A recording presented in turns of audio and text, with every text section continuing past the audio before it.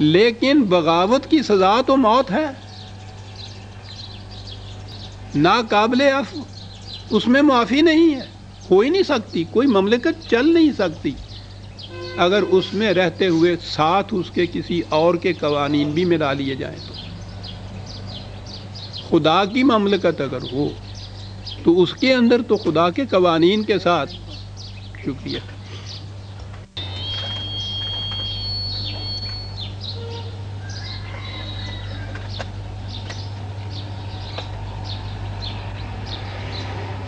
یہ جو انسانوں کے بنائے ہوئے قوانین ہیں خدا کے قوانین کے ساتھ، یعنی ان سے خدا کے قوانین سے انکار کر دیا جائے، ٹھیک ہے، جہاں ہمارے ہاں ہندو بستے ہیں، عیسائی بستے ہیں، پارسی بستے ہیں، اقلیت ان کو قرار دیا ہے، اسے آپ کفر کہیں گے کہ وہ اسے تسلیم نہیں کرتے قرآن کے مذہب کے، ہمارے ہاں اسلام کے قوانین کو، ٹھیک ہے، لیکن جو اسے تسلیم کرتے ہیں اور اس کے ساتھ خدا کے قوانین کے ساتھ انسانوں کے قوانین ساتھ ملاتے ہیں، شرک تو یہ ہوتا ہے۔ اس کے لیے مثالیں مجھے دینی ہو تو اس کے لیے تو پتہ نہیں کہ ضخیم کتاب کی تیار ہوگی، کتنا وقت لگ جائے۔ خدا کی کتاب میں مثلا یہ ایک ہی چیز لیے جو اگلے دنوں ہنگامہ اور ابھی چلا آ رہا ہے، وہ عدالت فیصلہ کرے گی۔ خدا کے قرآن کریم میں خدا کے قانون میں زانی اور زانیہ کی سزا کوڑے رکھی ہوئی ہے،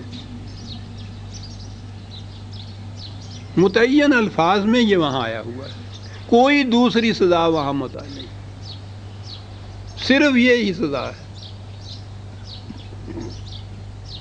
آپ کے ہاں کی شریعت یہ ہے کہ یہ سزا جو ہے یہ غیر شادی شدہ کی ہے، شادی شدہ کی سزا رجم ہے، سنگسار کرنا، پتھر مارنا، قرآن میں نہیں ہے۔ تو ایک ہی جرم کے لیے اب یہ جو دو سزائیں ہوئیں تو ایک تو ہو گئی قرآن کی اور ایک ہوئی خارج از قرآن، شرک تو اسے کہتے ہیں۔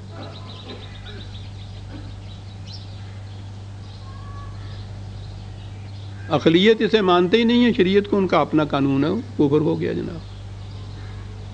یہ دونوں بیک وقت مانے جا رہے ہیں۔ خدا کے قانون میں، قرآن میں یہ ہے کہ جب کوئی مومن موت سے پہلے جو کچھ بھی اس کے پاس ہے اس کے متعلق وہ وصیت کر کے جائے کہ اس کی تقسیم میرے مرنے کے بعد کیسی ہوگی۔ حقاً علی المتقین 2 دفعہ ہے، کتب علیکم پہلے ہے آیت میں، حقاً علی المتقین اتنا اہم ہے، پہلے کہا کہ یہ فرض قرار دے دیا ہے ہم نے کہ ایسا کرے، اور اس کے بعد یہ ہے کہ یہ واجب ہو گیا ہے، حق ہے ان کے اوپر کہ ایسا کریں خدا کی طرف سے۔ قرآن میں یہ خالص قانون موجود ہے۔ آپ کی جو شریعت کا قانون ہے وہ یہ کہتا ہے کہ نہیں صاحب، یہ وصیت تیسرے حصے میں کی جا سکتی ہے اور وارثوں کے لیے نہیں کی جا سکتی، قرآن میں تو یہ کہیں بات نہیں ہے۔ یہ دونوں چلتے ہیں، قرآن کا حکم، اس کے اندر یہ تبدیلی، اس کے ساتھ یہ دوسرا حکم جو خدا کا نہیں ہے، اور اس میں آئیں اگر تفصیل میں تو میں نے عرض کیا ہے وہ تو بہت کچھ نکلتا ہے۔ بنیاد ہی یہ جو چیز ہے کہ ہمارے ہاں قانون کی بنیاد خدا کی کتاب ہوگی، یہیں یہ چیز جو ہے اس کے ساتھ دوسروں کو ساتھ شریک کیا ہوا ہے، حدیث ہوگی یا فقہ ہوگی، مقام بڑے نازک ہے۔ جب یہ کہا جائے کہ رسول اللہ صلی اللہ علیہ وسلم نے یہ ارشاد فرمایا تو اس کے بعد تو کون ہے جس کا سر نہ جھک جائے؟ بات تو یہ ہے کہ رسول اللہ صلی اللہ علیہ وسلم نے تو اسی لیے اپنے احکام اور ارشادات کا کوئی مجموعہ مرتب کر کے دیا ہی نہیں امت کو، بلکہ ان کے یہاں جو بہترین صحیح ترین کتابیں ہیں، مسلم کے دیباچے میں یہ لکھا ہے کہ حضور نے فرمایا کہ مجھ سے قرآن کے سوا کوئی دوسری چیز نہ لکھو، اگر کسی نے لکھی ہے تو مٹا دے جا کے۔ اور وہیں یہ چیز ہے کہ اس کے بعد صحابہ نے بعض لکھ رکھی تھیں حضور کی کچھ احادیث یا روایات، انہوں نے کہا کہ پھر ہم نے سننے کے بعد باہر گئے، اپنے اپنے پاس جس جس کچھ تھا اس کو اکٹھا کیا، جلا دیا۔ بس اور ہے یہ ذنت 100 ہے دل میں، یہ ہے کہ یہ خالی قرآن سے بات نہیں بنتی، ذنت 100 خدا کے متعلق بڑی بدگمانی ہے۔ علیہم دائرۃ السوء، واہ واہ، ایک اب یہ اصولی بات آ گئی، کہا کہ یہ جو چیز انگریزی زبان میں اسے کہتے ہیں ویشس سرکل، ایک دائرہ کام ہو جانا، اس دائرے کے اندر وہ خود پھنس جاتا ہے۔ قرآن دیکھیے کیا کہتا ہے، 35/43، 35/،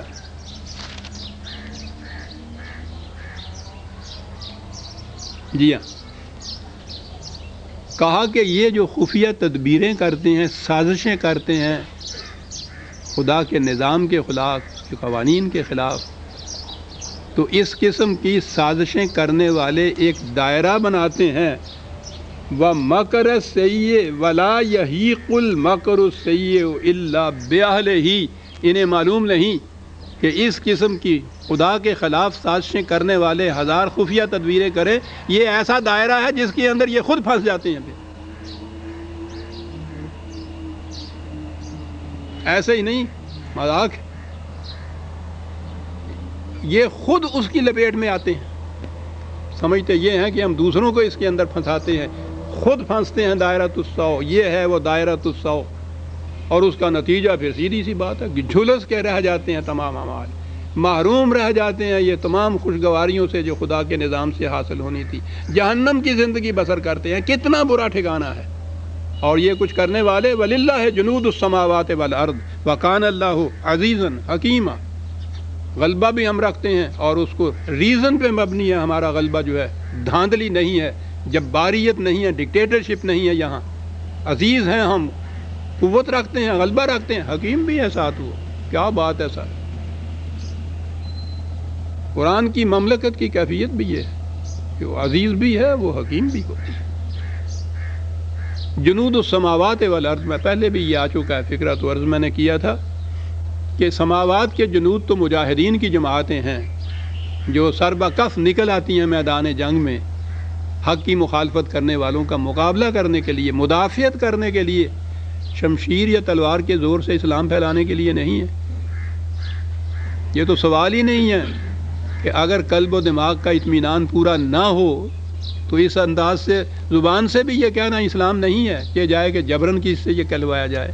تو یہ ہیں وہ مدافعت کرنے والے حق کی، جنود الارض تو آ گیا، اور سماواتی جنود جو ہیں قرآن کے سورہ بدر کے مارکے میں، اور وہ غالباً حنین کے مارکے میں بھی یا احزاب کے مارکے میں بھی یہ ہے قرآن میں کہ اللہ نے اپنی نصرت کے لیے ان کو بھیجا، ان قوتوں کو جنہیں تم دیکھ نہیں سکتے۔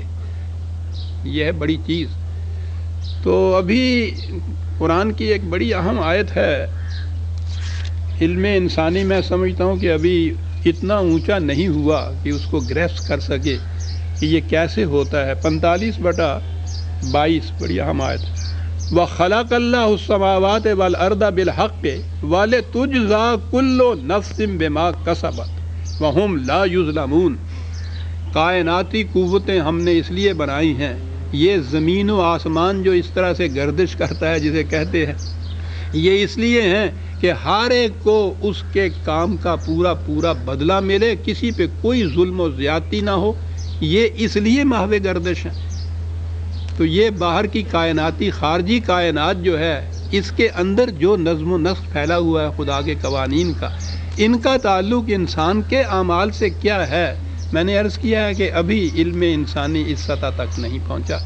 یہ جو سائیکالوجسٹ ہیں وہ اس کے پیچھے لگے ہوئے ہیں اور بڑی محنت کر رہے ہیں۔ آج کل تو یہ باقی علوم تو آج کل میں دیکھ رہا ہوں بہت پیچھے چلے گئے ہیں، فلسفہ وغیرہ تو ذہنی عیاشی تھی۔ یہ بڑی محنت کر رہے ہیں یہ معلوم کرنے کے لیے کہ یہ خارجی قوتیں جو ہیں یہ انسان کے اعمال پہ کیسے اثر انداز ہوتی ہیں اور کس طرح ان کی روح سے بھی ان کا نتیجہ مرتب ہوتا ہے۔ اور قرآن نے تو یہ کہا ہے کہ ہماری انفس و آفاق میں ہماری نشانیاں تم دیکھتے چلے جاؤ گے حتیٰ یتبین لہم انہ الحق، اور اس طرح سے ہر نشانی جو سامنے آئے گی وہ قرآن کے کسی نہ کسی دعوے کی صداقت کا ثبوت بن جائے گی۔ سب تو یوں ثبوت بنیں گی یہ چیزیں، تو یہ نشانیاں آہستہ آہستہ سامنے آ رہی ہیں۔ ہم پچھلے دور سے بہت آگے ہیں، ہماری کاریگری نہیں ہے اس میں، علم انسانی کی سطح اونچی ہو گئی ہوئی ہے جو ہے۔